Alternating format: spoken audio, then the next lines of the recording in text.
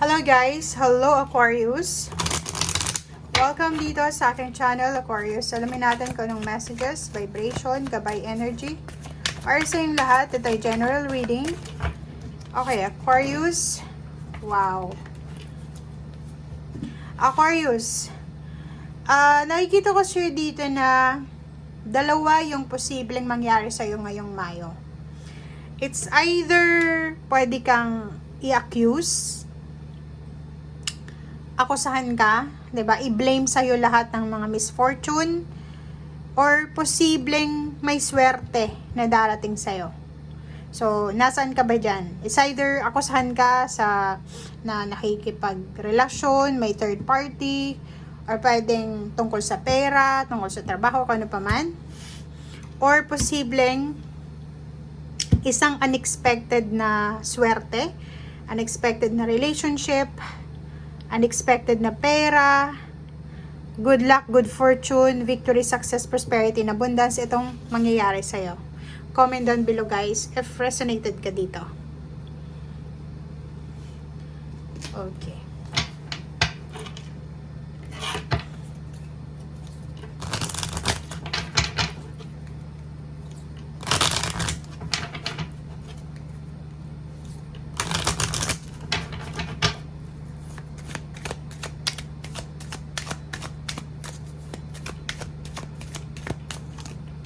Okay, Aquarius. Oh. Same din to sa Gemini. Nakikita ko sir dito, pwedeng ito yon. Pwedeng may kakilala ka na isang bata or isang individual na siguro yon inaakusahan siya. Or pwedeng hindi ka noon to, ibang tao to. Pwedeng ikaw ay isang individual na pwedeng makatulong sa kanya para ipagtanggol itong taong ito. Or posibleng ikaw yan, may isang tao na ipagtatanggol ka sa kung ano man itong mga accusation, paratang na ginagawa sa'yo.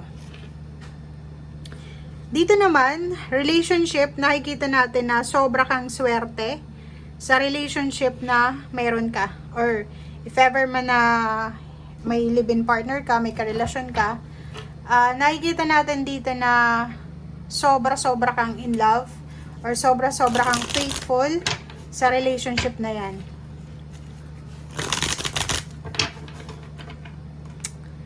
Nakakaloka to.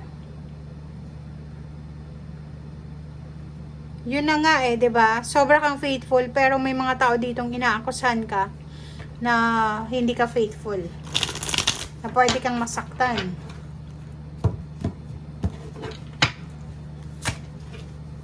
Okay, Justice card. May mga kontrata na pwedeng i-offer sa'yo. May mga contract signing ngayong May. May mga kasal na pwedeng mangyari. May karmic balance na mangyayari. So, if ever man na nakaranas ka ng yun, pinaratangan ka, inakusahan ka, posibleng papabor sa'yo ang hustisya. And matagal mo na siguro tong hinihintay. So, kung sino man ang mga taong ito na nagparatang sa'yo, binackstab ka, or kano pa man, niyurakan yung pagkatao mo, sinasabi ng barahan na ano man itong matagal mo nang pinagpipray na justice, ay ibibigay sa'yo ng universe. Okay. Yan. Kasal. Yung 2024, parang yun yung pinaka theme ng taon sa inyo Aquarius, yung kasal. Offer ng kasal, bagong relationship, offer ng protection, guidance, parang ganon. So may mga tao sa paligid mo na tutulungan ka, professional man or hindi, emotional man or financial, and may mga tao sa paligid mo na ipagtatanggol ka. Empress card, may mga magbubuntis ngayong May. May magbubuntis or posibleng may magpaplanong magbuntis. Mayroon din na Aquarius na nakafocus sila sa health nila. Magsisimula sila ng mga exercises, healthy regimen, or pwedeng magko-consult sila sa mga espesyalista. If kung halimbawa nahirapan kang magbuntis, pwedeng sa espesyalista, sa reproductive, ang kukonsultahin mo. And if ever man kung ano man to na gusto mong ma-achieve sa buhay, physical, emotional, financial, nakikita ko sa'yo dito na handang-handa ka na gawin, mag-sacrifice para lang makuha yung abundance. Basta ang nakikita ko sa'yo dito, kung ikaw ay may magulang pa, sobrang, lalo na yung mother mo, sobra kang, sobrang kailangan ka niya sa buwan ng Mayo. Or the other way around, ikaw yung kailangan, or ikaw yung may kailangan sa kanya. Magkakaroon din ng balanse sa usaping pera. So, kung may mga hinihintay kayong pera, pwedeng dumating siya ngayong May. Or kung may mga taong, nangangailangan ng tulong financial, pwedeng marami din ang lalapit sa'yo para umutang, humingi ng tulong, or ng financial. Kasi lang mag-iingat ka, dahil hindi lahat ng hihingi sa'yo ng tulong is nakakaawa. Hindi lahat ng humihingi sa'yo ng tulong is dapat mong tulungan. So, maging matalino ka rin, lalo na sa usaping pera. Lalo na kung magbibigay ka ng pera, magpapautang, make sure na aralin mo, alamin mo kung nasa tama ba tong tao or ito bang taong to is karapat-dapat ng tulong mo. Okay? Makinig ka sa sinasabi ng baraha. Makinig ka din sa sinasabi ng intuition para hindi ka magsisi sa bandang huli. Kasi eto is scarcity sa pera. So, kung halimbawa magpautang ka, magbigay ka ng pera, Aquarius, nang hindi mo pinag-iisipan, bandang huli ikaw din yung magsasuffer niyan.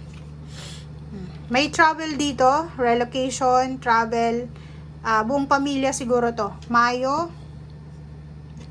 may magbe-birthday sa family, so pwedeng uuwi ka ng probinsya or ng Pilipinas, or pwedeng may magta-travel na buong pamilya for leisure or for work. Okay, so napakaganda ng emotional mo ngayong buwan ng Mayo. Kasi yung matagal nyo nang wini-wish, it's either car ito, it's either sasakyan, plane ticket, or any tawag dito, yun, travel. Pwedeng dalhin mo yung magulang mo sa destinasyon na gusto nila.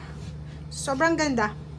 Nandito yung King and Queen of Cups, so sobrang harmonious, stable yung mindset mo, yung emotion mo. Wala kang masyadong ngayon, parang yun nga, kasi may karmic justice dito. Lahat ng nangyari sa'yo sa nakaraan ay ibabalik sa'yo ng kasalukuyan. So, kung naging maayos yung ginawa mo sa nakaraan, harmony yung makukuha mo sa kasalukuyan. And if ever hindi din maging maganda yung ginawa mo sa nakaraan, 5 of Pentacles yung makukuha mo sa ngayon. So, yun, parang boomerang lang yun, guys. Okay? Thank you, guys, and see you again. Bye!